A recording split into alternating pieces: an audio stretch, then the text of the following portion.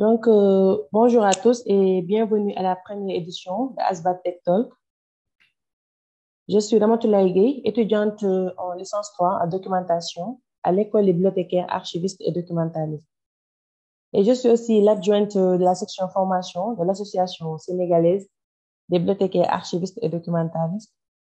Et nous vous remercions d'avoir accepté de participer à cette série de webinaires au cours desquels des professionnels de l'information documentaire discuteront de la technologie et du numérique en rapport avec les sciences documentaires. Le thème de ce webinaire est l'intelligence artificielle et son application dans les sciences documentaires. Et comme vous le savez bien, l'intelligence artificielle est devenue un sujet majeur dans de nombreux secteurs d'activité, y compris dans les sciences de l'information et de la documentation. Et les technologies basées sur l'utilisation artificielle ont changé la façon dont nous collectons, traitons, stockons et accédons à l'information, ce qui a conduit à une amélioration de l'efficacité et de la qualité de l'information. Au cours de ce webinaire, notre experte va d'abord aborder les définitions et les principes de base de l'intelligence artificielle, ainsi que les enjeux de son utilisation dans les pratiques documentaires. Et il donnera également des exemples concrets d'utilisation de l'intelligence artificielle dans ce domaine et présentera quelques outils de l'intelligence artificielle pour les pratiques documentaires.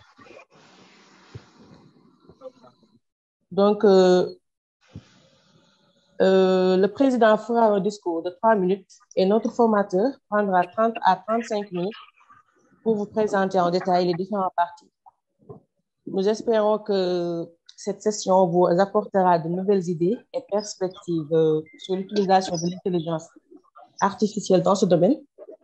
Nous vous encourageons à poser des questions et à participer aux discussions tout au long de la session. Sans plus tarder, nous donnons la parole au président de l'ASBAT, M. Kandi.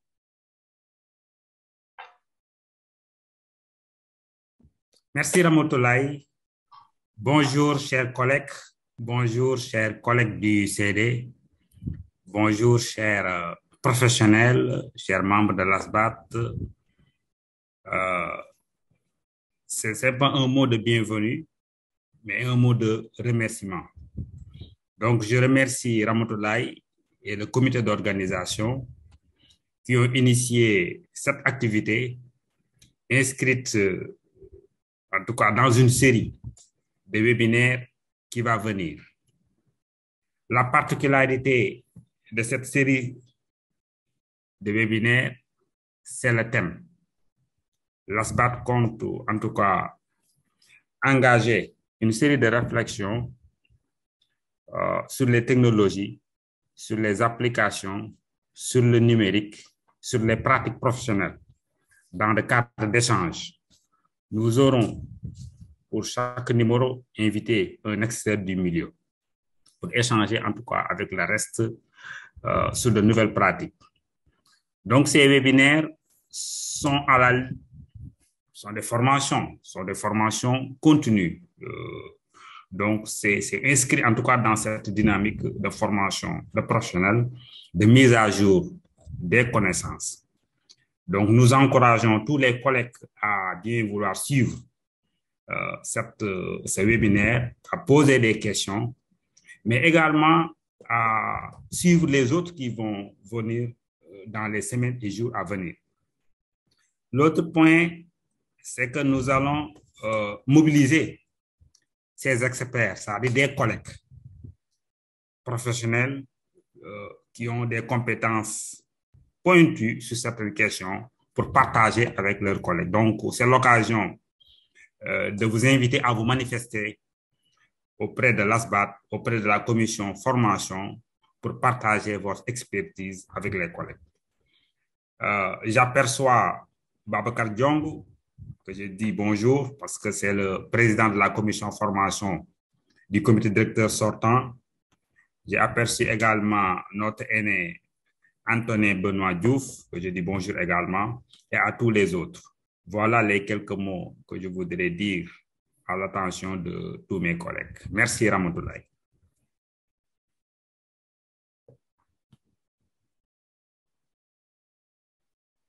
Micro, Rama, micro, tu as déjà tiré ton micro. Merci, Monsieur le Président, pour ce beau discours. À présent, je m'en vais vous présenter notre formateur du jour, Monsieur Hassan Fall. Il est un bibliothécaire chevronné avec plus de 8 ans d'expérience en gestion bibliothèque et en projets culturels et éducatifs. Il est passionné par les outils numériques et les pratiques documentaires et travaille à la promotion de l'accès et de la diffusion de l'information. Il est également engagé dans plusieurs organisations professionnelles et entrepreneuriales. Il est membre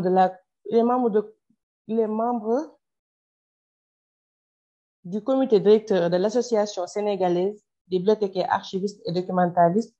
Il est aussi membre fondateur de FOSSEL et de Synaptech Group. Monsieur Senfa, vous avez la parole. Merci beaucoup, Ramatoulaye, et bonjour à tout le monde. Donc, merci à l'ASBAT pour cette opportunité qui nous est donnée de partager notre expérience, notre expertise sur le sujet d'aujourd'hui. C'est toujours un plaisir pour moi de faire ce genre d'activité où, en fait, chacun apporte sa connaissance et son expertise. Je pense que dans les discussions, on aura beaucoup d'interventions, on l'espère en tout cas.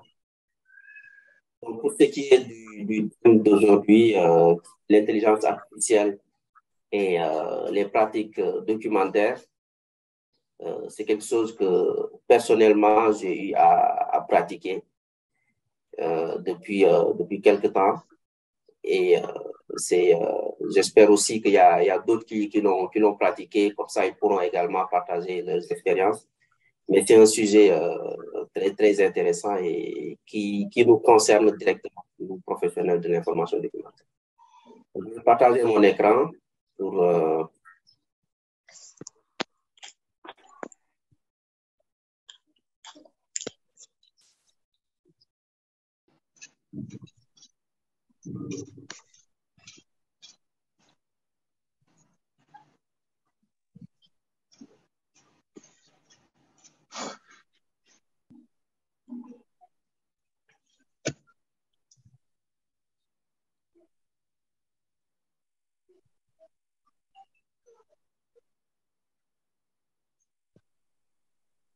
Est-ce que vous arrivez à voir mon écran? Oui, monsieur Hassan. Ok, parfait. Donc, comme je l'ai dit tantôt, je vais parler de ce thème, comme Ramatoulaye l'a présenté dans sa présentation, les grands axes. Nous allons parler de la définition et des principes de fonctionnement de l'intelligence artificielle. Et après ça, nous allons parler des enjeux dans les pratiques documentaires et vous présenter quelques outils qu'on peut utiliser quand on est bibliothécaire archiviste documentaliste pour pouvoir faire de l'intelligence artificielle un outil de travail. Donc, pour ce qui est de la définition de l'intelligence artificielle, en fait, il faut reconnaître qu'il y a plusieurs définitions, mais moi, j'ai pris une définition qui est un peu plus proche de ce que fait en fait les professionnels de l'information documentaire. Donc, il faut comprendre l'intelligence artificielle comme étant en fait un outil qui utilise l'intelligence humaine pour pouvoir faire son travail. Donc, l'intelligence artificielle utilise en quelque sorte ces principes-là, ces techniques, à savoir l'apprentissage automatique. Donc, pour ça, on va revenir en détail sur l'apprentissage automatique. Le traitement de langage naturel. Donc, le langage naturel, c'est le langage qu'utilisent les humains comme le français, l'anglais, l'espagnol, le wolof ou le lingala. Donc, l'intelligence artificielle utilise également la vision par ordinateur, donc pour pouvoir traiter les images, les vidéos que nous utilisons dans nos services d'information documentaire, en fait.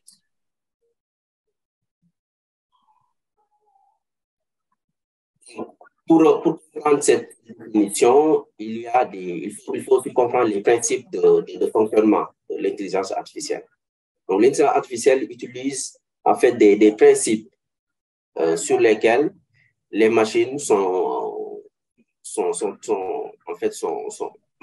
traitées pour pouvoir être beaucoup plus performants dans le traitement des données qu'utilise l'intelligence artificielle. Bon, d'abord, il y a l'apprentissage automatique, donc un système qui permet à la machine d'apprendre à partir des données, en fait, des données. Quand je parle de données aujourd'hui, ça peut être, par exemple, nos catalogues, ça peut être, par exemple, nos bases de données qu'on utilise avec ICA-Atom ou un autre outil de traitement des archives. Donc, toutes ces données-là, ce sont ces données-là que l'intelligence artificielle utilise pour pouvoir, pour apprendre à traiter ces données-là. Et plus on a de données, plus l'intelligence artificielle devient plus performant. Donc ça, on va y revenir tout à l'heure. Donc il y a aussi le réseau de neurones. Donc c'est comme le fonctionnement du cerveau de l'être humain. Donc l'intelligence artificielle également fonctionne de la sorte. Donc il traite les données de façon organisée pour pouvoir aussi vous présenter quelque chose de très sophistiqué, en fait. Il y a aussi le traitement de langage naturel, je l'ai dit tout à l'heure. Donc, l'intelligence artificielle utilise ce traitement-là pour pouvoir faire, par exemple, de la reconnaissance vocale, ou bien pour traduire les textes, ou bien même pour faire de l'analyse sémantique. Donc, aujourd'hui, je pense que l'outil qui est en vogue actuellement, avoir ChatGPT, à peu près ce qu'il fait, surtout pour ce qui est de la traduction des langues. ChatGPT est très très fort dans la traduction aujourd'hui des textes. Si vous avez un texte en français, vous voulez traduire en anglais, il peut le faire. C'est comme si en fait c'était une traduction faite par un expert voilà, du domaine.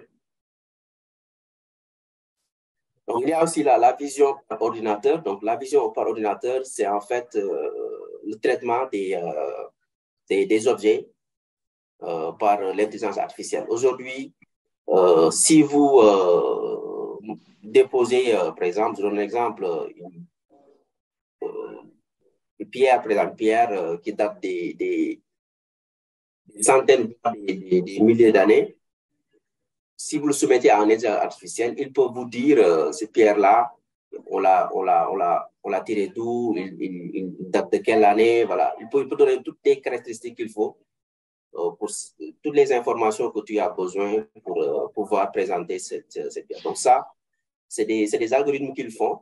Et aujourd'hui, je pense que dans nos services documentaires, nous avons souvent des documents qui datent de très longtemps où on a peu d'informations sur ces documents-là. Donc, je pense que ça, c'est un excellent outil que les services, que les professionnels de l'information documentaire puissent utiliser pour pouvoir détecter, pour pouvoir présenter ces documents-là, savoir d'où vient ce document, pour pouvoir vérifier l'authenticité même de ces documents. Donc, en dernier lieu, il y a la décision également. Donc, l'intelligence artificielle également permet de prendre des décisions parce qu'en fait, il vous permet de traiter des données et de les présenter. C'est ce qu'on appelle l'informatique décisionnelle ou bien dans notre jargon, même en anglais, business intelligence. Certainement, certains d'entre vous sont dans vos services. Cette décision-là, c'est très important. Aujourd'hui, par exemple, quand on a beaucoup de données, présenter ça sous forme de tableau de bord. Donc, les tableaux de bord qu'on utilise surtout quand on fait de l'archivage ou bien de la gestion électronique des documents. Donc, ces tableaux de bord-là, il y a des outils aujourd'hui d'intelligence artificielle qui permettent de faire des tableaux de bord très intéressants. Donc, Moi, j'ai choisi de vous présenter ces principes, mais il faut aussi savoir qu'il y a d'autres types de fonctionnement de l'intelligence artificielle. Mais pour nous, ce qui nous concerne dans les pratiques documentaires, il est nécessaire de vous présenter juste ces principes-là. Donc, pour ce qui est des enjeux, l'intelligence artificielle dans les pratiques documentaires, là aussi, on a plusieurs enjeux, mais on va juste vous présenter 4 enjeux que nous avons jugés plus intéressants, en fait, et qui résument pratiquement tous les enjeux de l'intelligence artificielle dans les pratiques documentaires. Donc, il y a d'abord la confidentialité et la sécurité. Donc, quand on décide de faire de l'intelligence artificielle, ou bien quand on décide d'utiliser les outils d'intelligence artificielle dans les services d'information documentaire, il est important, il est même crucial de faire le tout pour sécuriser les données. Donc, ça, c'est très important parce qu'en fait, il y a des risques de fuite de données, il y a des risques de cyberattaque quand on utilise l'intelligence artificielle. Donc, d'où la nécessité, avant d'utiliser ces outils-là, de s'assurer que l'outil qu'on utilise est sécurisé, de s'assurer également que notre système d'information est sécurisé pour ne pas exposer en fait nos données, puisque les données que nous traitons dans nos services, souvent, c'est des données très protégées et qui méritent une protection en quelque sorte de haut niveau, parce que si on ne peut pas se permettre dans un service documentaire, par exemple, de faire pirater ou bien de perdre des données dans les nuages. Il y a aussi l'exactitude des données. Donc, ce que je disais tout à l'heure sur la prise de décision pour les tableaux de bord qu'on utilise.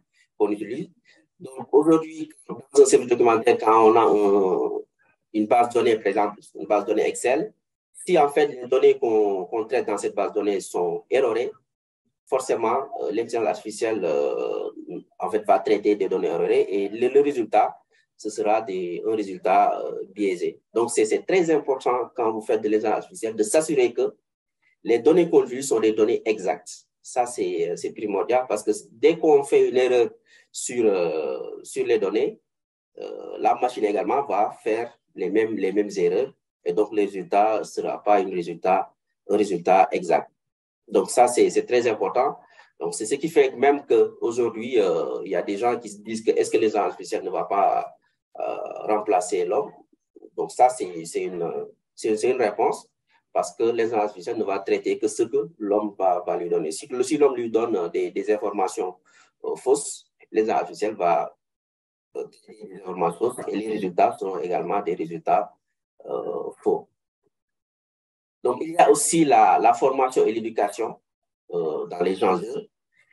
Donc, là aussi, c'est un point très, très important parce que aujourd'hui, si on veut utiliser les outils d'intelligence artificielle ou bien si on veut faire de l'intelligence artificielle dans nos pratiques documentaires, il est important de se former. Il est important de maîtriser, en fait, ces outils-là. Il est important également de savoir, de connaître les tenants et les aboutissants de l'intelligence artificielle. Donc, d'où la formation, en fait, va devoir s'orienter vers ces outils-là. Aujourd'hui, on ne peut pas utiliser l'intelligence artificielle ou bien faire de l'intelligence artificielle sans pour autant se former. Sinon, on risque de faire des dégâts. Ça, c'est sûr. Parce qu'en fait, l'intelligence artificielle, c'est une technologie de haut niveau. Et si on décide de l'utiliser dans nos services documentaires, il faudra s'assurer qu'on maîtrise en réalité les outils qu'on met en avant dans nos services. Donc, le dernier point sur les enjeux de l'intelligence artificielle dans les pratiques documentaires, c'est l'éthique et la responsabilité. Donc, ça, c'est un point qui suscite beaucoup de discussions, beaucoup de débats sur le plan international et pratiquement dans tous les domaines. Et pour ce qui concerne, en fait, les pratiques documentaires, aujourd'hui, les gens se posent des questions sur le copyright, sur les données, à qui appartiennent les données que traite l'intelligence artificielle. Donc, tout ça, c'est des sujets qui sont soulevés. Et aujourd'hui aussi, si on doit faire de l'intelligence artificielle, il faudra s'assurer que de tout ce qui est transparent, tout ce qui est responsabilité, tout ce qui est éthique, tout ce qui est protection de la vie privée, aussi bien de la vie privée des personnels qui travaillent dans nos services, mais également de la vie privée des usagers qui viennent fréquenter en fait nos services. Donc ça, c'est très, très important. Donc, si on doit faire de l'intelligence artificielle, aujourd'hui, il y a des États qui ont pris les devants pour mettre en place des lois pour encadrer l'intelligence artificielle, mais il y a dans certains pays, on a un vide juridique qui fait qu'en fait, on ne sait pas si on doit faire de l'intelligence artificielle. Voilà, il y a des sujets qu'on ne peut pas traiter. Tout simplement, on ne sait pas comment on s'y prend parce que c'est des choses qui ne sont pas encore encadrées par des lois. Donc, il faudra pour ça vérifier dans nos pays respectifs s'il y a des lois, est-ce qu'il y a des textes qui encadrent en fait l'utilisation de l'intelligence artificielle avant de s'engager à l'utilisation de ces outils-là. Donc, on va aussi vous présenter quelques exemples d'utilisation de l'intelligence artificielle dans les pratiques documentaires. Donc là aussi, ce n'est pas toutes les pratiques, mais on a juste pris quelques exemples. Donc, comme la reconnaissance des caractères, l'OCR, donc que nous utilisons dans la numérisation de nos documents. Donc là aussi, il y a aujourd'hui beaucoup d'outils qui utilisent ça. Donc ça, c'est quelque chose qui date pas d'aujourd'hui. Seulement avec l'intelligence artificielle, ça devient beaucoup plus intéressant. D'accord? On va vous présenter tout à l'heure des outils qui font de l'OCR que vous pouvez tester dans vos services. Il y a aussi l'indexation automatique. Donc aujourd'hui, je pense qu'il y a encore des collègues qui perdent beaucoup de temps dans l'indexation des documents. Je pense que si on a des outils artificiels, ça, on peut le faire de façon automatique. On n'a plus besoin de perdre 5-10 minutes pour traiter un document, pour indexer un document. Et l'important aussi d'utiliser l'intelligence artificielle, c'est qu'en fait, comme je disais tout à l'heure, non seulement ça devient beaucoup plus rapide, mais également avec beaucoup plus de précision sur pour indexer des documents, pour choisir les bons mots-clés présents. L'intelligence artificielle est très sophistiquée pour ça. Donc, il y a aussi la recherche sémantique, donc, que nous utilisons également dans nos services d'information documentaire. Nous avons aussi la classification automatique des documents. Aujourd'hui, ça, nous le faisons tous dans nos services, que ce soit dans les bibliothèques, dans les services d'archives. Aujourd'hui, il y a des outils d'intelligence artificielle qui nous permettent de classer vos documents selon les thématiques que vous avez définies, soit dans vos plans de classement ou bien dans vos classifications de bibliothèques. Donc, l'intelligence artificielle vous facilite en fait cette tâche-là de classement des documents. La traduction automatique, donc dans nos services également, nous faisons de la traduction. Il nous arrive d'avoir des documents en anglais, de pouvoir les traduire en français. L'intelligence artificielle également nous aide beaucoup dans ce sens. L'extraction d'informations, ça aussi, c'est quelque chose que nous peinons à faire dans nos services, nous peinons à automatiser. Aujourd'hui, l'intelligence artificielle vous permet de faire ça. Aujourd'hui, par exemple, si vous scannez une facture, il y a des informations dont vous avez besoin pour mettre ça dans votre base, dans votre base de données. Aujourd'hui, l'intelligence artificielle vous permet de faire ça, même s'il y a des outils aujourd'hui qui le font. Mais si vous avez des outils qui intègrent l'intelligence artificielle, ça devient beaucoup plus simple et beaucoup plus même intéressant. Donc ici, nous avons quelques outils d'intelligence artificielle que nous pouvons utiliser dans nos services d'information documentaire. Nous avons, par exemple, Système Cogito. Expert Système Cogito, c'est une plateforme qui utilise l'apprentissage automatique pour comprendre le langage naturel. Et en plus de ça également, des concepts dans les textes qui permettent de faciliter la recherche d'informations et l'analyse de documents. Donc, je pense que c'est très important, c'est très intéressant pour quelqu'un qui travaille surtout dans l'archivage et qui traite beaucoup de données. Donc, c'est un outil qui peut vous aider dans ce sens. Abi FlexiCapture. Abi FlexiCapture, c'est un outil de numérisation. Donc, tout à l'heure, je parlais d'OCR. Donc, cet outil-là utilise l'OCR, mais depuis quelques années, ils ont en fait, donc c'est un outil qui de très longtemps, depuis quelques années, ils ont intégré l'intelligence artificielle, ce qui fait qu'aujourd'hui, il est beaucoup plus performant que d'avant. Moi, la dernière fois que je l'utilisais avant qu'il intègre FlexiCapture, avant qu'il intègre l'intelligence artificielle, c'était en 2017, je pense. C'était bien, mais aujourd'hui aussi, c'est beaucoup plus performant. Je ne sais pas s'il y a des gens qui l'utilisent aujourd'hui. Peut-être qu'ils vont nous dire plus. Mais il y a beaucoup de professionnels qui l'utilisent pour la numérisation.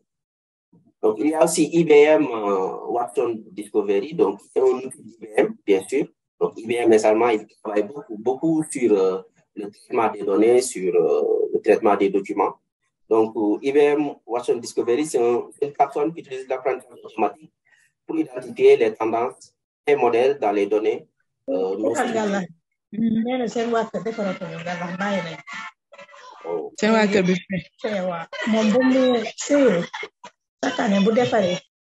micros, s'il vous plaît. Donc, cet outil également permet de faciliter la recherche d'informations et l'analyse de documents. Donc, nous avons également mFile. mFile, ceux qui font de la gestion électronique des documents doivent connaître mFile. Donc, c'est un outil utilisé par beaucoup de structures, surtout dans le domaine du BTP, pour faire de la gestion électronique des documents. Donc, c'est une plateforme de gestion électronique des documents. Donc, il intègre également l'intelligence artificielle.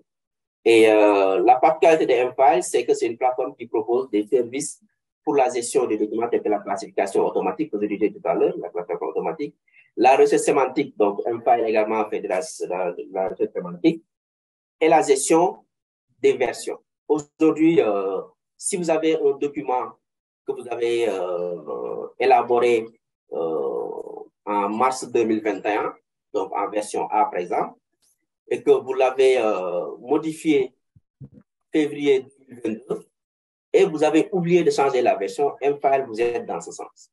C'est-à-dire que mFile peut détecter toutes les modifications que vous avez eu à faire dans le document, même si vous n'avez pas changé la version, il faut vous dire que tel document a été modifié pour telle date. Donc, voici les modifications qui ont été faites dans ce document. Et là, ça devient beaucoup plus facile dans la gestion des versions, qui est très important si vous faites de la gestion des documents dans le domaine du BTP, principalement. Donc, il y a aussi Resume Elias. Donc, Resume Elias également, c'est un outil d'apprentissage automatique qui permet d'extraire des informations, des données surtout. Tout à l'heure, je parlais d'extraction des informations. Donc, cet outil permet de faire ça. Et il le permet de le faire surtout à partir de factures, si vous avez des factures, comme je disais tout à l'heure, ou bien si vous avez des documents commerciaux que vous traitez dans vos sources documentaires. Donc, il permet de gagner du temps, mais également de réduire les erreurs dans le traitement des données.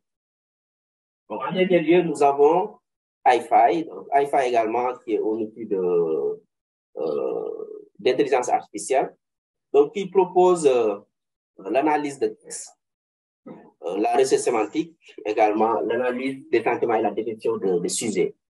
Par exemple, si vous devez faire une analyse documentaire dans vos services, cet outil-là vous permet d'aller beaucoup plus vite, mais également d'être beaucoup plus, avec beaucoup plus de précision le traitement de l'information que vous faites dans vos services. Donc, voilà quelques outils que j'ai jugé nécessaire de vous présenter, mais il y en a d'autres. J'espère qu'il y aura dans les discussions des collègues qui vont nous présenter d'autres outils, en plus de ces outils-là que j'ai eu à présenter.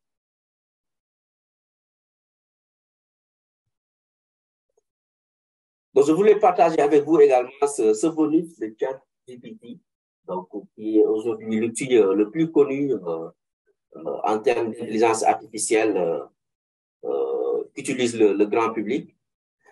Cette image-là vous permet de comprendre en fait, si vous devez lancer une requête sur ChatGPT, comment s'y prendre. Par exemple, il faut lui donner un rôle. Il faut également lui donner une action. Il faut aussi préciser la tonalité de votre requête, mais également le format. Donc, en exemple ici, on peut avoir, par exemple, lui dire agir comme un archiviste pour créer un cadre de classement simple sous forme de tableau. Donc, si vous posez cette question à ChatGPT, il va vous faire un cadre de classement assez simple, pas détaillé, et il va vous présenter ça sous forme de tableau. Donc, aujourd'hui, beaucoup d'entre nous utilisent ChatGPT, mais peut-être nous n'utilisons pas comme il le faut pour pouvoir extraire voilà, toute la richesse. Donc, je pense que ça, c'est un bon exemple pour pouvoir utiliser ChatGPT pour avoir les résultats, les bons résultats. Et en plus de cette forme de recherche-là dans ChatGPT, aujourd'hui, moi, j'utilise ChatGPT dans le cadre de mon travail, mais surtout avec les bases de données Excel que j'ai dans mes données. Par exemple, aujourd'hui, si je veux faire des formules avec les bases de données que j'ai, j'utilise ChatGPT parce que je pense beaucoup plus. Par exemple, pour faire une formule assez compliquée, ça me prenait des dizaines de minutes pour faire une formule. Et aujourd'hui, avec ChatGPT, ça prend moins de 5 minutes. Mais là encore, il faut lui savoir lui présenter la bonne requête. C'est pas que tu viens lui dire vraiment une formule pour mon tableau Excel. Non, il faut lui donner des précisions comme je vous l'ai présenté ici, avec un rôle, une action, la tonalité et le format.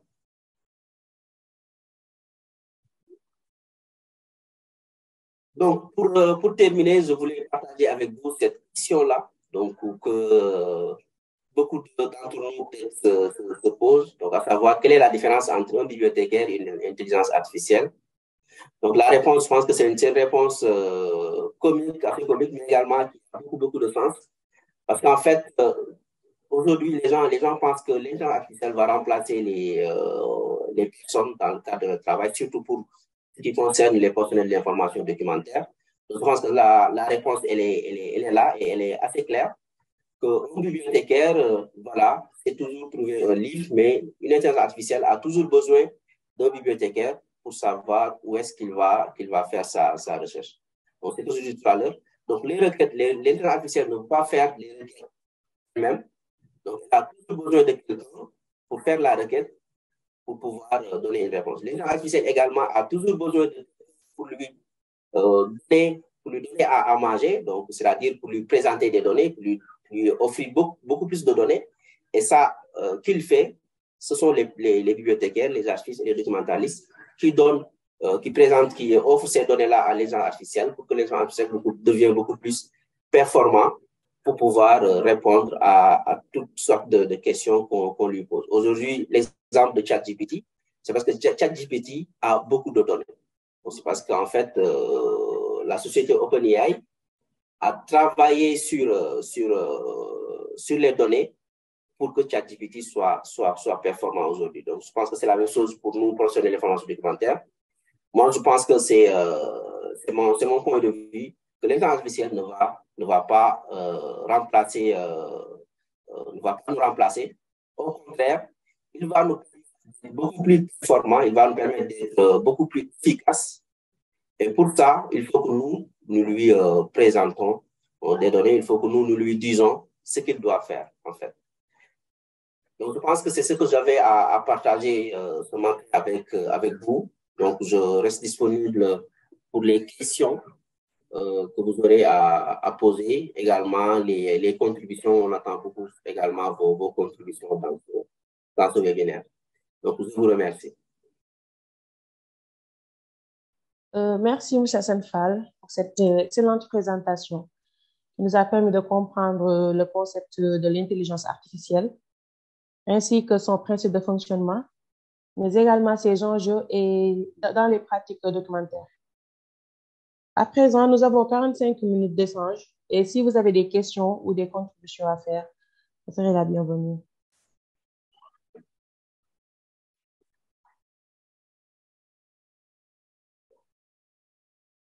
Monsieur Hassan, Oui. il y a des participants qui ont posé des questions ici, comme Félix Yo, qui demande si ces outils sont-ils payants ou gratuits. Oui, il y a des outils payants comme il y a des outils gratuits. Les outils que je présente ici, principalement, c'est des outils payants que vous pouvez acheter dans vos services. Mais également, c'est des outils que vous pouvez tester gratuitement.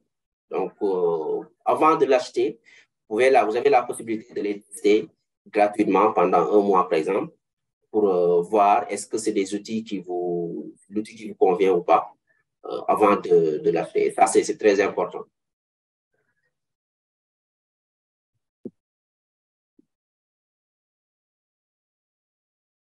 Le micro, Ramatoulaye. Mohamed voulait savoir est-ce que le document de présentation sera envoyé par mail aux participants. Effectivement, je vais l'envoyer à SNM qui va vous l'envoyer par mail. Il n'y a pas de souci. Ouais, ce sera fait. D'accord. Et il y a M. Antoine Diouf qui a levé la main. Monsieur Antoine, vous avez la parole. Merci Ramatoulaye. Bonjour tout le monde.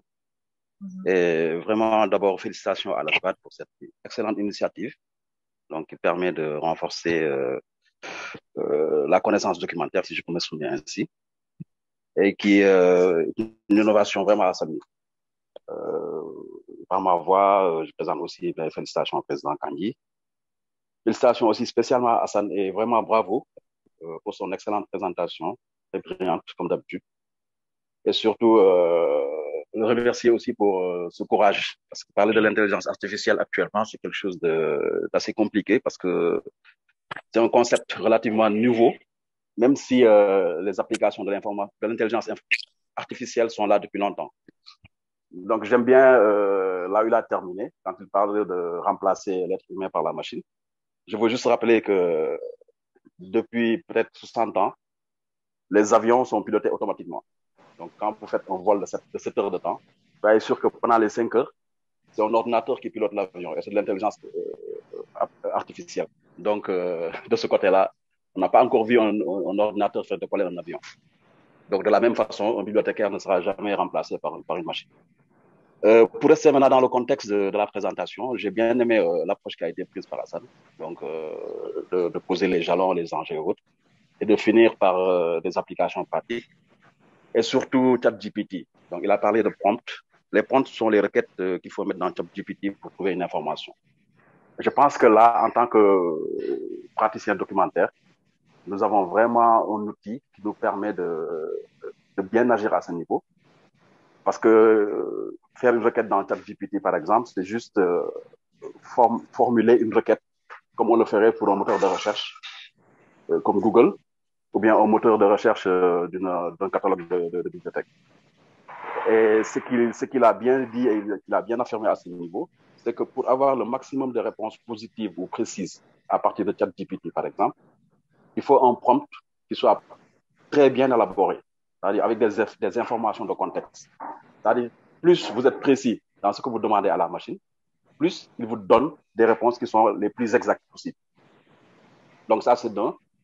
De deux, quand il a parlé de formation et d'éducation, donc là, il a surtout parlé de comment le praticien documentaire peut apprendre à utiliser, par exemple, l'intelligence artificielle en tant qu'outil. Mais moi, je vais aller plus loin, que ChatGPT, par exemple, peut être un excellent moyen pour la formation des bibliothécaires eux-mêmes, que ce soit en formation initiale, par exemple, à l'EBAD ou à l'ESTIC, de Yaoundé et autres, ou bien pour des formations continues de professionnels. Parce que tout simplement, moi, par exemple, si je veux cataloguer un livre, à partir de ChatGPT, je peux générer donc, une description en format marque, en format Unimark, en format marque 21, en format XML, qui sont tous des codes donc, qui peuvent être utilisés pour exporter ou importer des données. C'est là où l'enjeu se situe pour nos structures de formation, utiliser ChatGPT par exemple, pour que l'étudiant puisse apprendre à coder en marque ou en XML. C'est des choses sur lesquelles peut-être on pourra revenir parce qu'à elle seule, elle constitue aussi un webinaire à part. Donc, il y a beaucoup de choses à apprendre là-bas. de la même façon qu'aussi qu'on peut générer des descriptions archivistiques en XML, donc avec le format EAD, donc Encoded Archival Description. C'est des choses qui sont peut-être un peu trop peut-être évoluées pour certains, mais le futur du métier, il est là. C'est même pas le futur parce que c'est actuellement les pratiques qui sont utilisées dans le monde et que nous, Africains, devons de plus en plus nous approprier. Et toujours pour rester dans ce cadre-là, c'est vrai que pour cataloguer, par exemple, un livre qui est édité, donc on n'a plus besoin de le faire soi-même, on peut le faire avec des formats d'échange ou d'importation de données comme Z3950. Mais l'enjeu pour nous, c'est ce qu'on appelle ici la littérature grise. Par exemple, une thèse qui est soutenue à l'Université de Dakar, par exemple, que je dois cataloguer, je ne vais pas trouver la notice dans aucune autre bibliothèque dans le monde. Parce que la thèse, elle est faite à Dakar, donc c'est moi qui dois cataloguer cette thèse-là. Et justement, ce que je disais tout à l'heure, avec ChatGPT, vous pouvez établir une notice de cette thèse-là avec les codes de sous-champs, les champs, les indicateurs et tout, et d'une façon très précise. Donc, pour ne pas trop monopoliser la parole, je voudrais m'arrêter là. Et encore une fois, bravo et merci.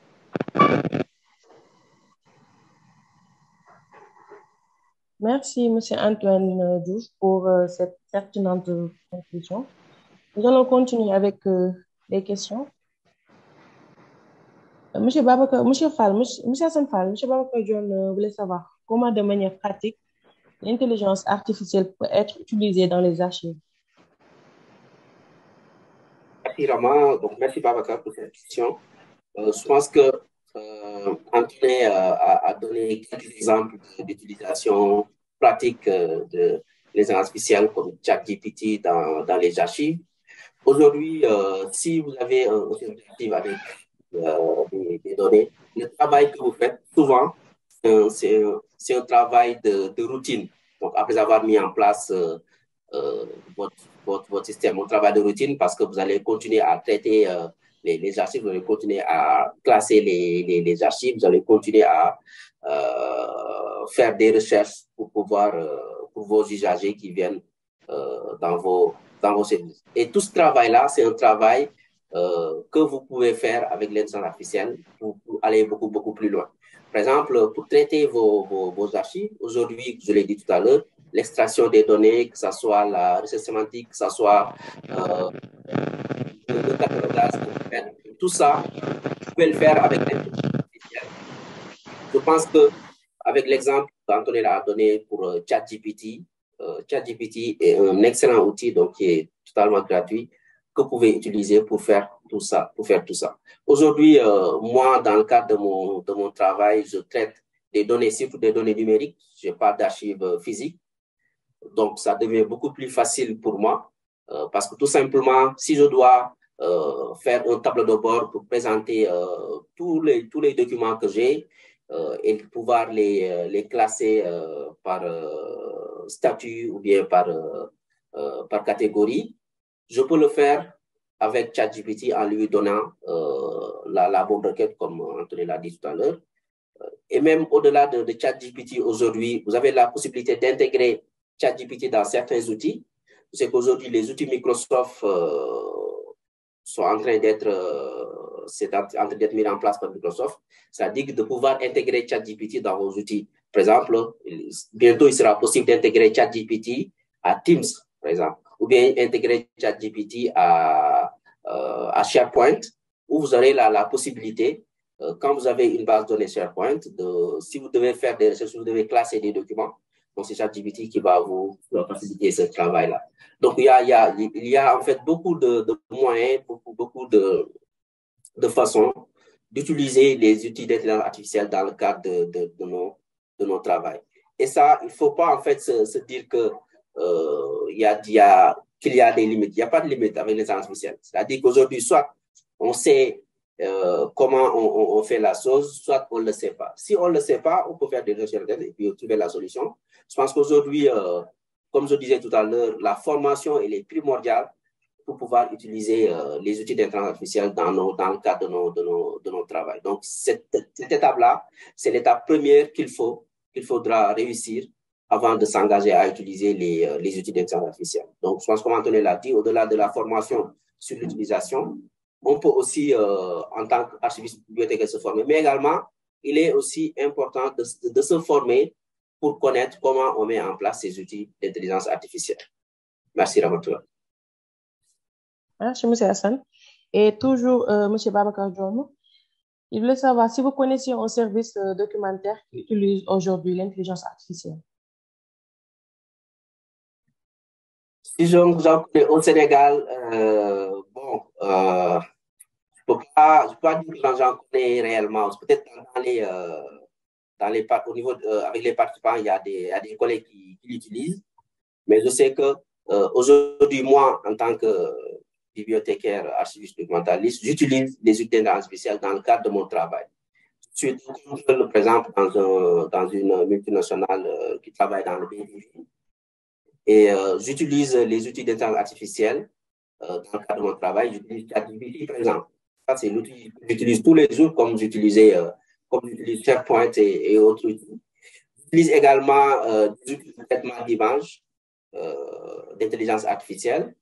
J'utilise également des outils de traduction pour l'intelligence artificielle, comme ChatGPT, bien sûr. En fait, moi, je réponds à cette question que moi, j'utilise des outils d'intelligence artificielle, mais je ne connais pas d'autres, je ne sais pas si les autres collègues qui travaillent dans d'autres structures utilisent ChatGPT. Je pense qu'Antonin l'a dit tout à l'heure. Donc, forcément, lui, il utilise les outils d'intelligence artificielle dans le cadre de son travail. Et peut-être qu'il y a d'autres collègues qui l'utilisent aujourd'hui. Mais je sais qu'à l'international, oui, bien sûr, il y a beaucoup de bibliothèques, il y a beaucoup de services d'archives, il y a beaucoup de centres de documentation qui utilisent les outils d'intelligence artificielle dans le cadre de leur travail. Les musées également l'utilisent beaucoup, surtout dans les grands pays. Donc, ça, oui, mais au Sénégal, je ne sais pas trop. Peut-être les participants qui sont dans ce webinaire pourront se signaler dans les chats. Merci. D'accord. Et il y a M. Elhadji Malick qui a levé la main. M. Elhadji Malick, vous avez la parole. Bonjour à tout le monde. Elhadji Malick Faye, professionnel en sciences de l'information documentaire et spécialiste archives. Je tenais à remercier toute l'équipe pour cette initiative. Encore une fois, être fier à nouveau de M. Fall, Hassan, qui porte bien le flambeau quand même. Partout où nous sommes, quand on le voit représenter les métiers des sciences de l'information documentaire, on est fiers. Quand même, Hassan, nous vous encourageons et nous ferons tout au sein de nos services respectifs pour essayer de porter ce même flambeau-là. En outre, par rapport au sujet débattu aujourd'hui sur l'IA dans les métiers des sciences de l'information documentaire, aujourd'hui, je peux dire qu'en fait, ça nous rattrape parce que que ce soit les archivistes, documentalistes ou bibliothécaires, on est un peu obligé d'hisser le niveau, soit par la formation continue, soit la formation autonome pour aller vers ces nouveaux métiers. Par exemple, moi, aujourd'hui, là où je suis, où j'exerce, l'intelligence artificielle est inclue dans tous les outils dans lesquels j'ai eu à travailler depuis 3 ans dans le cadre du projet du BRT au CEPUD, qui est au Sénégal, pour répondre à M. Babacar tout à l'heure. Au Sénégal, il y a des outils qui utilisent l'intelligence artificielle. Dans le cadre de ce projet, la banque nous avait obligé un peu, entre guillemets, d'utiliser un outil de gestion électronique des documents qui va forcément aller vers l'archivage du projet. Et cet outil, aujourd'hui, utilise l'intelligence artificielle par rapport à plusieurs modules comme l'indexation automatique, la recherche sémantique, la codification automatique. Et malgré tout ça, là, cet outil fait tous ces manœuvres de façon automatique, mais forcément, il faut qu'il y ait un professionnel derrière qui puisse entrer les données, traiter les données et contrôler les données en même temps. Et bon, dans leur terme, il l'appelle un doc contrôleur. Et ce doc contrôleur, ça peut pas être un robot, ça peut être une personne, un professionnel de surcroît, assermenté ou diplômé, quelque chose comme ça, mais en fait, qui va être derrière cet outil d'intelligence artificielle pour pouvoir le manœuvrer. Qu'est-ce qu'on y gagne? C'est un gain de temps. C'est aussi la possibilité de traiter de milliers de données en même temps avec des codifications multiples, ce qu'on appelle chez eux l'intrant en masse. Aujourd'hui, tu peux te permettre avec l'intelligence artificielle d'avoir des documents de même thème. Vous pouvez en avoir jusqu'à 1000 documents ou plus même, et de les entrer en même temps sur la plateforme, la base de données, en même temps avec juste en remplissant les données, les cases qu'il faut que l'IA vous demande. Et après, c'est à lui de classifier de façon chronologique et thématique ces documents. Donc, moi, personnellement, c'est en 2020, quand j'ai intégré le projet, que j'ai commencé à suivre et tout. Aujourd'hui, sincèrement, je trouve que des atouts et ça me permet, en tant que professionnel, de glisser mon niveau et d'aller vraiment vers un niveau qui va au-delà de la formation. Donc, pour moi, aujourd'hui, nous tous, que ce soit sur une formation continue ou autonome, en tant que professionnel ancien de l'information documentaire, nous sommes obligés même d'aller vers ça sur la formation et essayer d'être beaucoup plus open sur ça, et ça nous permettra de régler beaucoup plus de problèmes, des problèmes de notoriété qu'on a déjà eu dans le passé et qui est un combat et qu'on devra se battre pour ça. Mais la formation, comme a dit Assa tout à l'heure, pour moi est obligatoire. Et je terminerai aussi par une plaidoirie. Je ne sais pas si on est habilité à le faire. Aujourd'hui, dans la formation en second cycle ou en troisième cycle, est-ce qu'on ne pourra pas, par rapport aux autorités, à l'académie et autres, essayer d'intégrer ce module de IA dans la formation? C'est ma plaidoirie. Et je sais qu'il y a des collègues qui partagent par rapport aux discussions que j'ai eues avec des collègues qui ne sont pas au Sénégal. C'est une plaidoirie que j'aurais aimé que l'ASBAT porte au niveau de l'académie. Merci encore une fois et toutes mes félicitations à ça. Merci, M. Lajmari, pour cette belle contribution. Jason Fall. Excusez-moi, le logiciel Hassan, vous avez demandé de témoigner sur des logiciels en dehors de ça qui utilisent l'IA. Le logiciel que la banque nous a demandé d'utiliser s'appelle Mesotil. C'est un logiciel de jet et d'archivage qui utilise l'IA, Mesotil.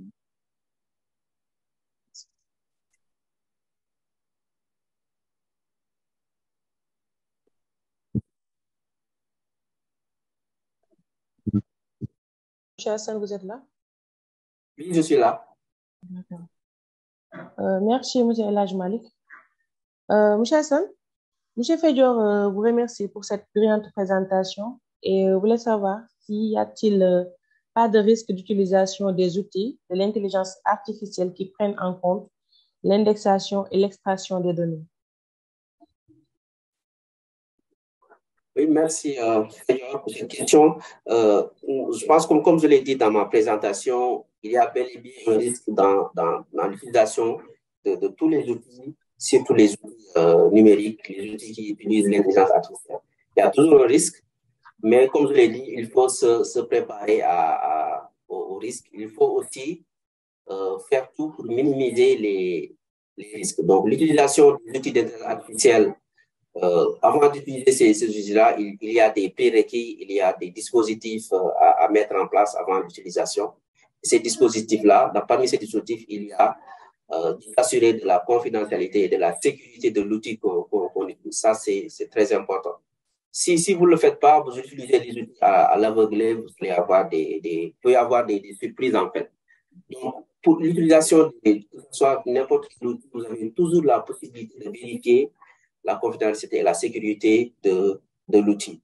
Vous pouvez le vérifier auprès des personnes qui ont créé l'outil, ou bien même vous pouvez le vérifier auprès des personnes qui utilisent ou bien qui ont utilisé l'outil dans le cadre de leur travail. Par exemple, vous avez Hassan Fall qui a utilisé l'outil, Babacar Diong qui l'a utilisé, voilà, Koumandao qui l'a utilisé.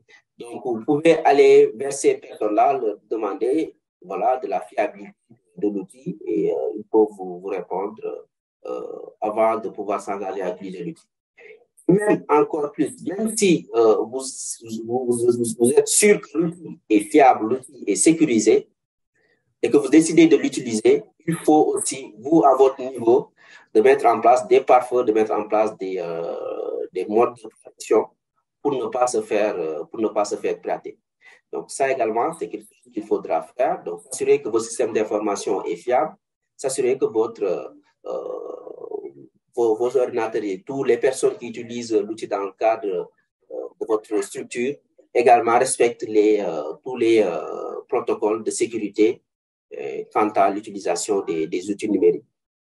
Et ça aussi, ça passe également par la formation et la sensibilisation, de pouvoir former les gens, les sensibiliser sur la sécurité.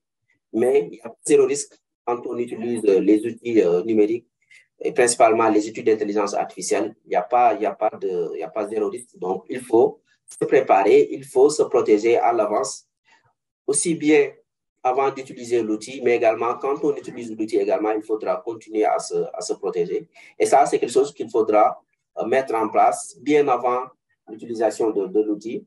Ne pas attendre d'utiliser l'outil pour pouvoir se protéger. Non, il faudra le faire bien avant et après, s'assurer qu'on respecte tous les protocoles de sécurité quant à l'utilisation des outils numériques. Donc, ça, c'est ce que je pouvais dire pour cette question. Merci. Merci, M. Hassan. M. Fedior continue toujours avec ces questions et demande si est-ce que les données prises par l'intelligence artificielle sera fidèle au travail manuel et bien pensé par le professionnel.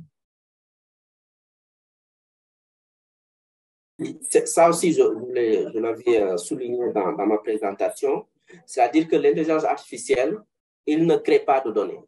L'intelligence artificielle ne peut pas créer de données. Ce qu'il peut faire, c'est que vous lui présentez des données, vous lui offrirez des données. Donc, c'est à la personne qui crée l'intelligence artificielle qui permet à l'intelligence artificielle d'avoir des données. Mais l'intelligence artificielle en tant que telle ne peut pas aller sur Internet ou quelque part pour puiser des données par lui-même. Donc, l'intelligence artificielle, ce qu'il peut faire, c'est s'il a des données, puisque l'intelligence artificielle, comme Antoine l'a dit tout à l'heure, si l'intelligence artificielle a plus de données, il est beaucoup plus performant. Donc, l'intelligence artificielle, il a des données, donc il fait le traitement de ces données, bien sûr, il fait le traitement, il classe les données, et si vous lui posez une question, il va puiser de ces données-là qu'il a eu à traiter et à classer pour vous donner une réponse. D'accord? Donc, ce qui fait que souvent, vous posez une question à ChatGPT, il vous dit que je n'ai pas la réponse à votre question. Il va vous le dire carrément parce que tout simplement, il n'a pas d'informations par rapport à cette question que vous avez posée. Donc, c'est la même chose pour toutes les intelligences artificielles. Si l'intelligence artificielle n'a pas la donnée qu'il a eu à traiter et classer pour vous donner une réponse, il ne peut pas vous donner de réponse. Donc, les données que nous avons dans nos services documentaires, nous pouvons les présenter à l'intelligence artificielle pour que l'intelligence artificielle puisse traiter et classer ces données-là. Mais si nous ne faisons pas ce travail préalable, l'intelligence artificielle, ce sera une tête vide. Ça, c'est clair. Donc, toutes les intelligences artificielles marchent de cette façon. Donc, raison pour laquelle je parlais d'apprentissage automatique. Donc, l'intelligence artificielle, elle apprend. Donc, quand elle apprend, elle utilise les données que nous lui présentons. Donc, sans données, il n'y a pas d'intelligence artificielle. Il faut comprendre. Merci. Merci, M. Hassan Fall. Nous allons continuer avec la question de M. Félixio, qui demande à quoi ressembleront les bibliothèques du futur grâce à l'intelligence artificielle et quels sont les risques éthiques liés à l'utilisation de l'intelligence artificielle dans les pratiques documentaires. Les bibliothécaires du futur seront des génies. Avec l'intelligence artificielle, non, en fait, c'est une blague. Bien sûr, les bibliothécaires du futur, ce sont les bibliothèques présents même. Donc, il n'y aura pas une grande différence entre les bibliothèques voilà, dans 10 ans, 50 ans avec nous. Parce que tout simplement, en fait, les outils d'intelligence artificielle, aujourd'hui, comme je l'ai dit, il y a des bibliothécaires qui l'utilisent et qui continuent d'être bibliothécaires, voilà, comme tous les autres bibliothécaires. Seulement, c'est ce qui va changer, en fait, c'est le rendu, peut-être c'est le rendu, c'est le mode de travail.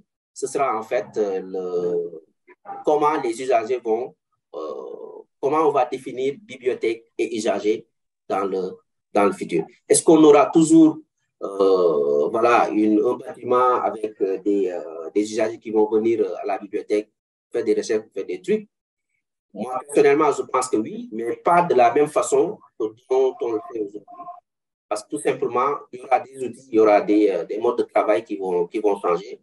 Donc, bien sûr, l'intelligence artificielle va avoir un impact, un grand impact sur les bibliothèques et les services d'archives, bien sûr, et sur nos modes de travail, et même sur la façon, dans le futur, dont on va, en fait, construire les bibliothèques. Parce que ça, c'est quelque chose qui est en train de changer. Aujourd'hui, vous pouvez avoir des bibliothèques avec 0 livre papier, ça existe aujourd'hui. Donc, vous pouvez avoir aussi des bibliothèques sans ordinateur, par exemple. Ça aussi, c'est quelque chose qui existe. Et dans le futur, ça va s'accentuer parce que tout simplement, l'intelligence artificielle va venir changer tous ces modes de faire, tous ces modes de travail et tous ces modes de fonctionnement.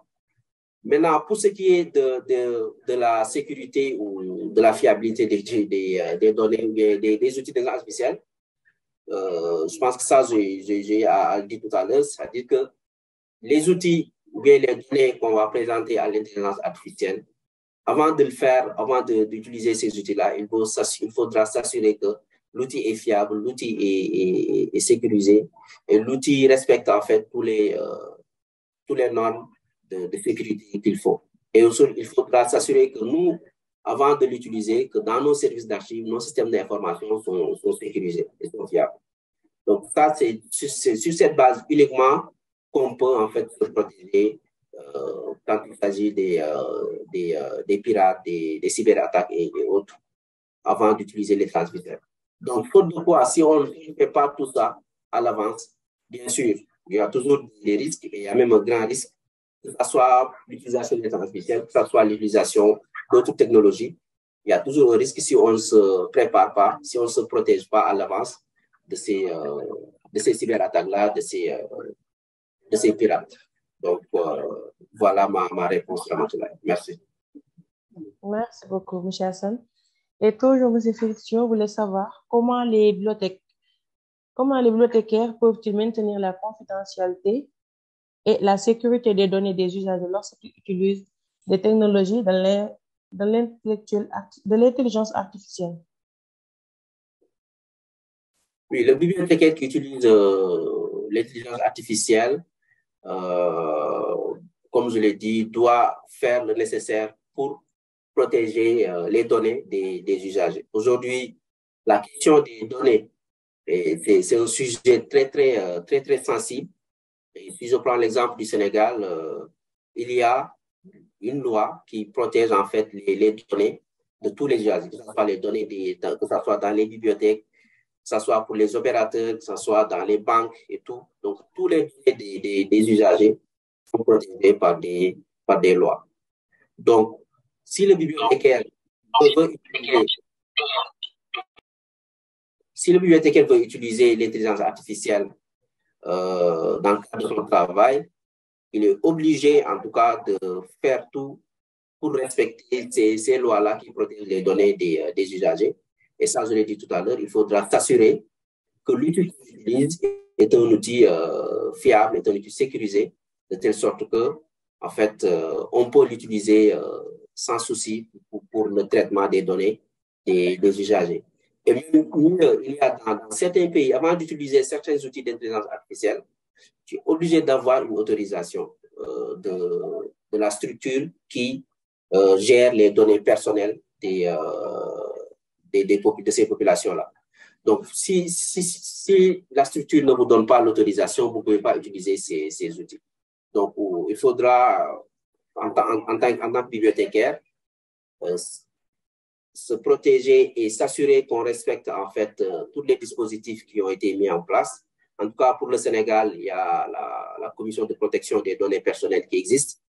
Je ne sais pas pour le Cameroun si ça existe ou pas, ou bien s'il y a une autre structure qui gère ces données personnelles-là, mais il faudra, avant d'utiliser ces outils-là, s'assurer que ces outils sont sécurisés et sont fiables. Et comme je l'ai dit tout à l'heure, vous avez plusieurs moyens de vérifier cette fiabilité et cette sécurité-là.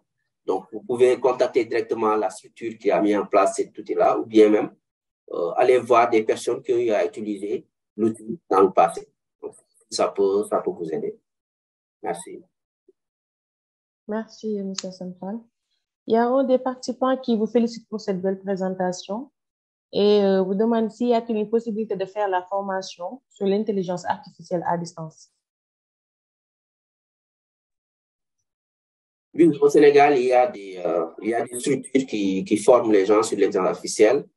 Il y a EMS, l'école EMS, donc, qui est à Hambourg, qui forme des gens sur l'intelligence artificielle, mais je ne sais pas si c'est à distance ou pas. Donc, si vous voulez également une formation basique sur l'intelligence artificielle, il y a des structures de formation continue qui font de la formation continue, qui forment sur l'intelligence artificielle. Il y a une structure qui s'appelle Bakeli, il y a également une autre structure qui s'appelle Harala, qui forme beaucoup sur l'intelligence artificielle. Donc, vous pouvez vous inscrire. Eux, je sais qu'ils font de la formation en ligne, à distance, pour les apprenants sur l'intelligence artificielle. Mais si vous voulez une formation académique classique sur l'intelligence artificielle, il y a beaucoup d'écoles aujourd'hui au Sénégal qui ont commencé à former des étudiants dans ce domaine-là. D'accord, M. Hassan. M. Abdou Aziz Sow voulait savoir quelles pourraient être les limites de l'utilisation de l'intelligence artificielle par rapport au métier des sciences de l'information documentaire.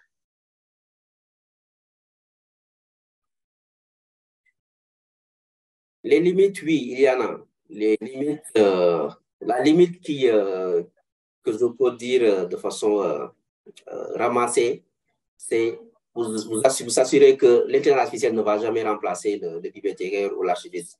Donc, ça, ne serait-ce que ça, c'est limite. Et peut-être les limites en termes de traitement ou bien de travail ou bien de pratique documentaire avec l'intelligence artificielle, c'est que tant que vous utilisez les outils numériques, vous pouvez utiliser l'intelligence artificielle pour rendre votre travail beaucoup plus performant. Mais maintenant, si vous devez utiliser, si vous faites un travail manuel, un travail physique, ça, l'intelligence artificielle ne peut pas venir faire le travail physique. Ce qu'il peut faire, c'est vous donner des idées, c'est vous donner des méthodes de travail pour faciliter ou bien pour rendre beaucoup plus rapide, beaucoup plus performant le travail physique que vous faites. Mais l'intelligence artificielle ne peut pas venir faire le travail à votre place, le travail physique, bien sûr. Donc, mais je sais que pour ce qui est du travail, l'utilisation des outils numériques, le travail numérique, le traitement numérique que vous faites avec vos données, moi, je pense qu'il n'y a pas de limite. Comme je l'ai dit tout à l'heure, soit vous avez l'information de l'outil, vous pouvez faire ça avec l'outil, vous ne pouvez pas faire ça avec tel outil, ou bien vous n'avez pas l'information qu'il y a tel outil qui existe qui permet de faire ça, d'accord, de façon plus performante et beaucoup plus rapide.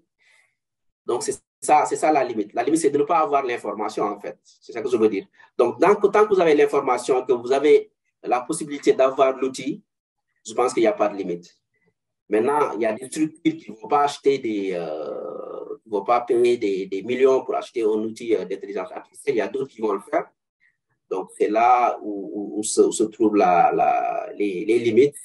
Mais je pense que la limite, la limite la plus frappante, c'est que l'intelligence artificielle ne va jamais remplacer le bibliothécaire.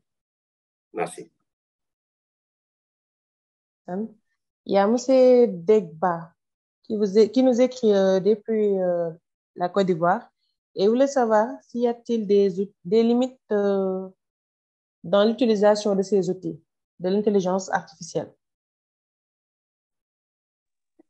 Moi, je pense que j'ai répondu tout à l'heure à cette question, c'est-à-dire que je disais que la limite pour l'utilisation de ces outils, je l'ai dit, c'est de ne pas avoir l'information qu'il il y a tel outil qui existe pour telle tâche que vous voulez faire dans le traitement de vos données. Donc, si vous n'avez pas cette information, bien sûr, vous êtes limité. Mais tant que vous avez l'information, vous avez la possibilité d'acquérir l'outil, il n'y a pas de limite dans les tâches documentaires. Je pense qu'Anthony a donné beaucoup d'exemples tout à l'heure de ce que nous faisons dans nos bibliothèques, que ce soit le catalogage, l'indexation, que ce soit la classification et tout, que ce soit les recherches que nous faisons dans nos bases de données. Donc, tout ça, nous avons la possibilité de faire ces tâches-là avec l'intelligence artificielle. Donc, si on n'a pas, en fait, l'outil d'intelligence artificielle pour faire ça, ou bien si on n'a pas l'information pour faire ça avec l'intelligence artificielle, bien sûr, il y a des limites. Mais tant qu'on a l'information, voilà, on peut utiliser ces outils-là pour faire de l'intelligence artificielle.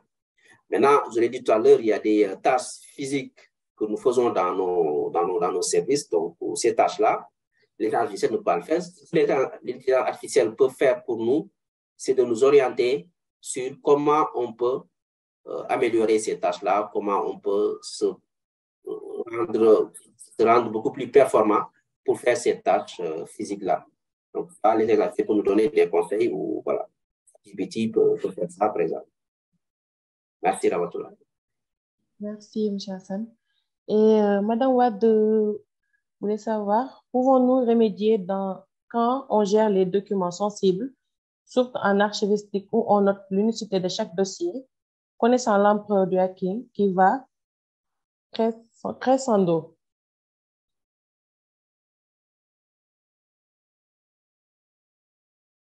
Est-ce que vous pouvez répéter? Je n'ai pas bien saisi la question. Madame Wade, elle a dit que connaissant l'empereur du hacking qui va crescendo, comment pouvons-nous y remédier quand on gère des documents sensibles, surtout en archivistique où on note l'unicité de chaque dossier? OK. Donc, pour ce qui est du hacking, c'est la même chose pour ce qui est du piratage des données ou bien du cyberattaque, quelque chose comme ça. Donc, tous ces modes d'attaque-là, la solution qu'on a qui marche dans tous les domaines, c'est la protection à l'avance. C'est-à-dire qu'il faut se protéger, il faut s'assurer qu'aujourd'hui, souvent, nous, bibliothécaires architectes, quand on est dans un service documentaire, souvent, il n'y a pas de service d'information dans ces structures. En fait, dans les petites structures, bien sûr, et dans les grandes structures, il y a toujours un système d'information. Mais dans les petites structures, souvent, il n'y a pas de système d'information. Et nous, on vient, et directement, on commence à mettre en place des bases de données, on commence à mettre en place installer des logiciels et tout, sans pour autant vérifier, travailler sur la protection, sur la sécurité et tout, quoi. Donc, ça, c'est la base de tout ce que nous devons faire dans nos services. Aujourd'hui, en tant que professionnel, on ne peut pas travailler sans les outils numériques, c'est clair, mais quand on doit travailler avec ces outils numériques-là, il faudra faire tout pour se protéger à l'avance dans nos services. Et ça passe par avoir un système d'information fiable. Donc, ça, c'est la première étape. La deuxième étape, c'est avant d'utiliser n'importe quel outil, il faut s'assurer que l'outil est fiable, l'outil est sécurisé avant de l'utiliser. Donc, ce sont ces deux méthodes-là, voilà, qui vont nous permettre de nous protéger du hacking ou bien de tous les types d'attaques qui existent avant de faire le travail de professionnel de l'information documentaire. Donc, c'est ça que je peux dire pour ce qui est de la protection. Si le bibliothécaire ou l'archiviste documentaire ne peut pas protéger la structure même, il a l'obligation de le dire à son supérieur ou bien de la structure. Et c'est à lui maintenant d'aller chercher quelqu'un qui peut mettre en place un système d'information sécurisé avant de faire le travail avec les outils numériques en tant que professionnel. Merci. Nous allons terminer avec ces deux questions. L'un des participants voulait savoir si l'intelligence artificielle est un outil plus avancé que la GED ou un outil de part entière. Et pour une entreprise qui n'a pas encore la GED, peut-il mettre en place l'intelligence artificielle sans passer par la GED? Ok, c'est une très bonne question. Il faut savoir que l'intelligence artificielle et la GED sont deux outils ou bien deux modes de travail qui sont différents en fait. La GED, c'est la gestion des documents. L'intelligence artificielle, c'est autre chose. C'est pas la même chose en fait. Donc, tu ne peux pas dire que tu vas remplacer la GED par l'intelligence artificielle ou remplacer l'intelligence artificielle par la GED. Non. Ce que tu peux faire, c'est que tu as la GED, tu fais de la GED, tu dis que je vais intégrer l'intelligence artificielle dans l'outil de GED que j'utilise ou bien dans la GED que je fais. Mais tu ne peux pas, par exemple, faire l'inverse. C'est-à-dire que tu fais de l'intelligence artificielle, tu dis que tu vas intégrer de la GED. Donc, ce que tu peux faire, c'est tu fais de la GED et tu veux intégrer l'intelligence artificielle dans la GED. D'accord?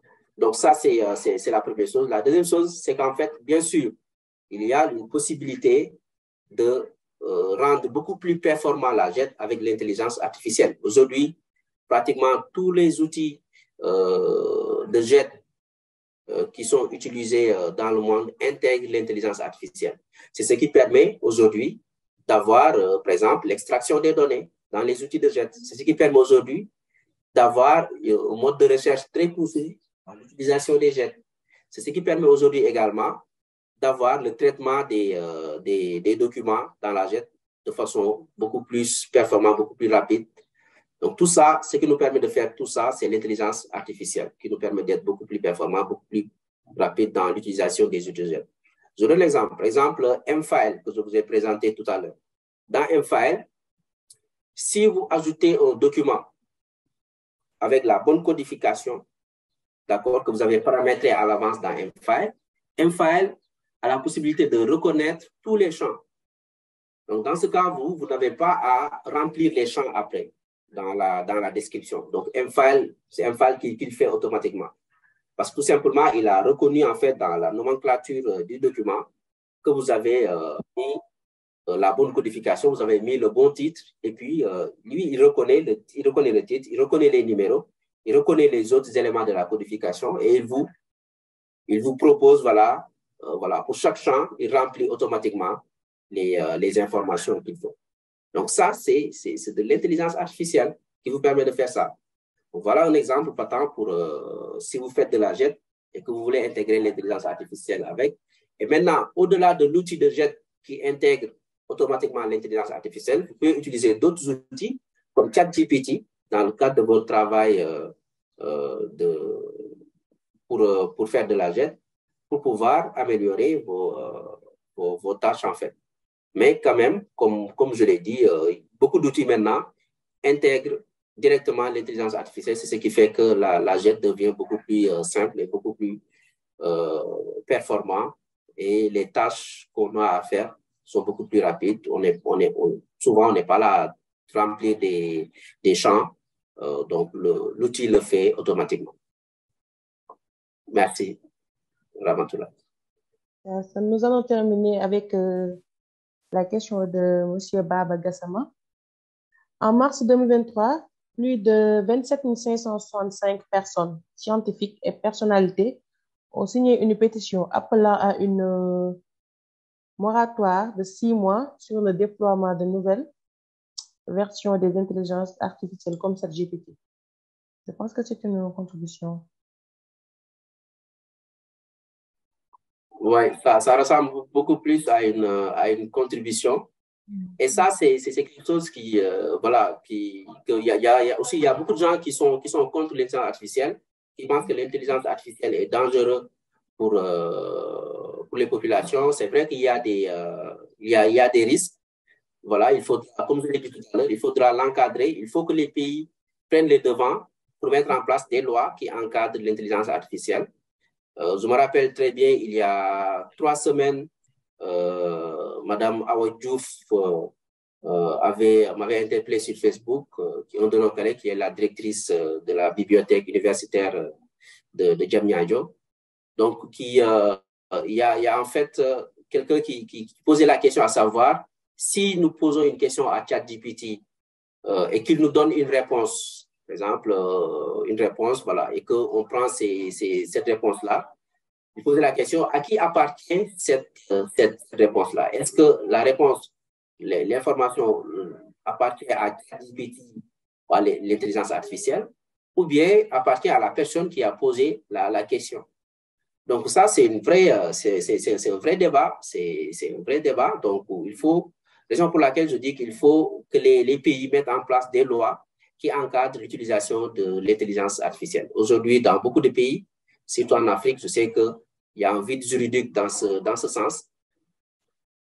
Donc il faut que les pays prennent. Au Sénégal, je ne sais pas encore s'il y a une loi ou bien des textes dans ce sens. Peut-être sur le plan, de façon globale, bien sûr, il y a des lois, mais sur l'intelligence artificielle en tant que telle, je ne suis pas encore au courant de ça. Mais c'est important que les pays mettent en place des textes et des lois qui encadrent l'utilisation de l'intelligence artificielle, parce que c'est un outil nouveau, même si on l'utilise depuis des années, mais c'est nouveau quand même. Et c'est important d'encadrer voilà, l'utilisation de l'intelligence artificielle. Merci, Ramatoulaye.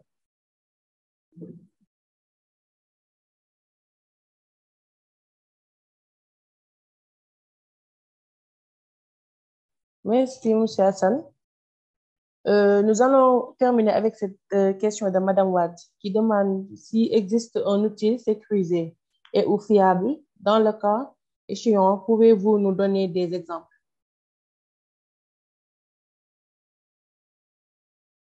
Oui, pour les outils sécurisés et fiables, bon, moi, je peux vous donner les outils que j'ai utilisés. Par exemple, je vous donne un exemple, M-File. M-File, je l'ai utilisé. C'est un outil fiable, c'est un outil sécurisé, c'est un bon outil.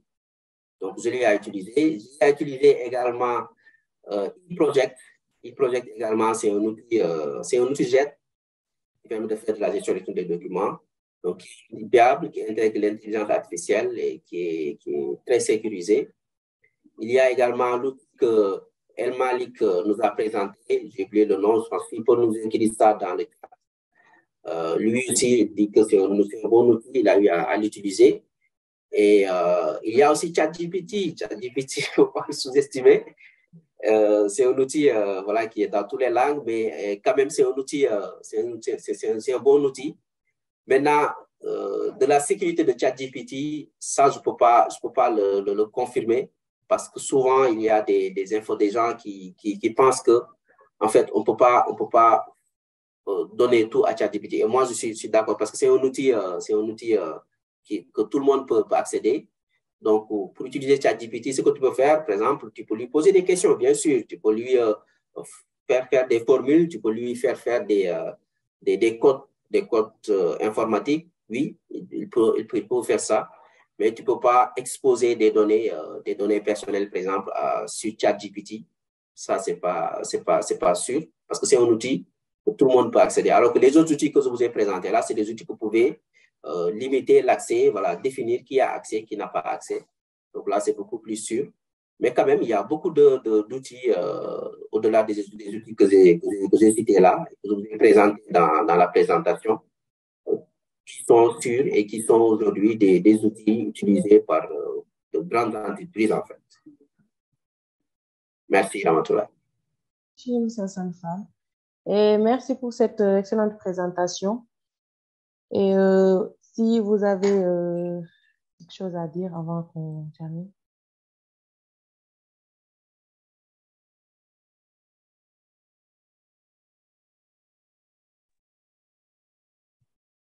Ce que je peux dire, c'est remercier l'ASBAT pour cette opportunité-là qui est donnée pour parler de ce sujet et remercier tous les participants également et tous les collègues qui ont eu à contribuer à la recherche de ce débat. Et remercier particulièrement Anthony, qui est un des professionnels les mieux avertis, les mieux, comment dirais-je, en tout cas les plus compétents dans l'utilisation de ces outils numériques-là. nous savons tous, partie des députés. Remercier également M. Babacar Diom, qui est également un de nos anciens, et tous les participants, le président de l'ASBAT également, nous remercions M. Kandji, et remercier tous les membres de l'ASBAT et tous les participants, toutes les personnes également qui ont eu à poser des questions. Donc, moi, je reste disponible sur les réseaux si vous avez des questions pour prolonger le débat. Donc, mes contacts sur LinkedIn et sur tous les réseaux. On peut continuer à discuter de ça. Par mail également, je reste disponible. Donc, merci beaucoup, Ramatoulaye. Merci beaucoup, M. Central.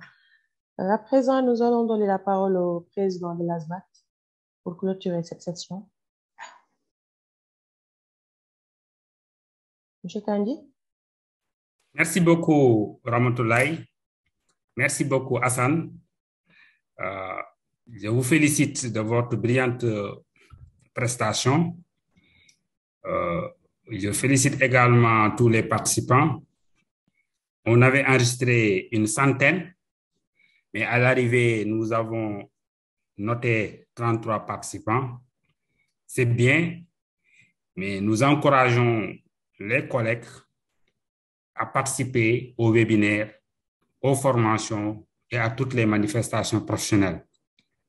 Hassan disait tout à l'heure, ne pas avoir l'information est une limite. C'est vrai. Donc, ne pas s'informer de l'évolution des pratiques professionnelles est également une limite.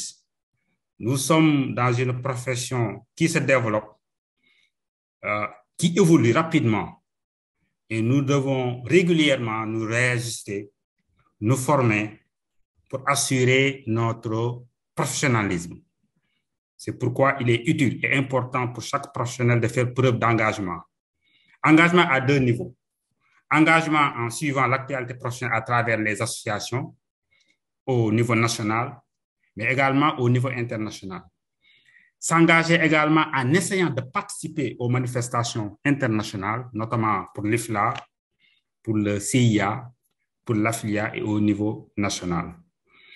En troisième lieu, l'ASBAT souhaite en tout cas promouvoir des expertises pareilles, parce qu'aujourd'hui, à chaque fois que nous devons animer un webinaire, une formation, nous cherchons un animateur autour de nous, parce que nous avons aujourd'hui beaucoup d'experts au niveau national. Nous demandons également aux collègues qui ne sont jamais manifestés de se signaler, parce que l'ASBAT également est là pour promouvoir l'expertise locale.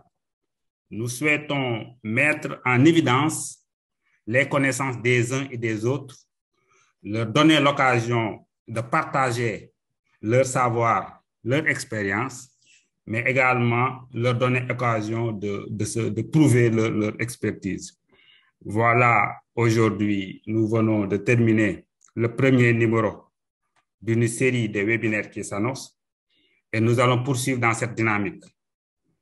Donc, nous invitons à tous les collègues qui ont un thème à partager de se manifester, soit pour animer une formation, soit pour animer un webinaire. Par rapport au thème maintenant que nous venons de terminer, c'est une première action que nous avons, c'est une action aujourd'hui de sensibilisation. Il nous reste maintenant à poursuivre la réflexion pour conduire, pour amener les uns et les autres à la pratique, à découvrir davantage les outils. Donc, Hassan et à la commission formation, je leur demande de travailler sur de nouvelles perspectives parce que certains collègues souhaitent avoir des outils, souhaitent faire la pratique et cela nécessite une formation. Et l'ASBAT a la responsabilité, a la mission d'aider les uns et les autres à avoir une formation continue. Donc, je vous invite à poursuivre la réflexion pour voir une autre étape d'échanger sur la question de l'intelligence artificielle en rapport avec nos pratiques professionnelles. Il y a également lieu, parce que l'ASBAT, nous sommes un nombre limité, c'est une dizaine de personnes qui travaillent dans le comité directeur, et Hassan l'a dit tout à l'heure, il y a un vide juridique. Il faut quelque part un groupe qui initie quelque chose pour aider l'État à réactualiser l'aide. Personne d'autre ne le fera sans nous. Donc là encore, nous comptons sur les uns et les autres pour pouvoir animer nos différentes commissions en nous aidant à proposer des textes, à proposer des plaidoyers pour que les services compétents puissent eux-mêmes initier des textes dans ce sens. Voilà les quelques mots que je voudrais dire en fin de cette séance, tout en vous félicitant et féliciter également tous les participants.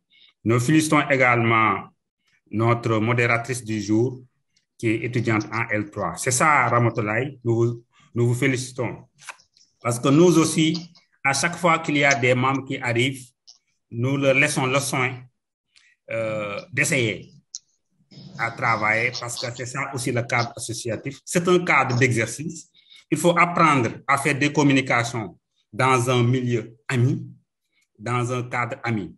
Il faut également d'essayer de s'exercer à la modération des débats scientifiques dans un cadre ami. Cela vous prépare demain de pouvoir faire des communications dans toutes les manifestations scientifiques, de pouvoir modérer des débats. Donc, nous encourageons aux uns et aux autres à venir, en tout cas, nous joindre dans ce travail.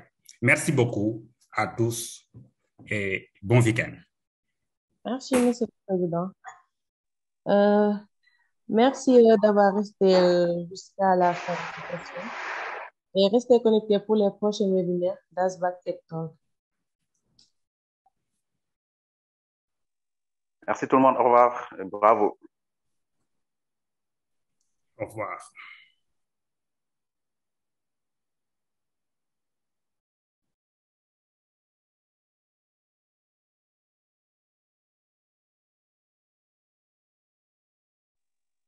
Merci à tout le monde. Merci à Hassan. Merci à l'ASBAT. Au revoir. Merci et au revoir.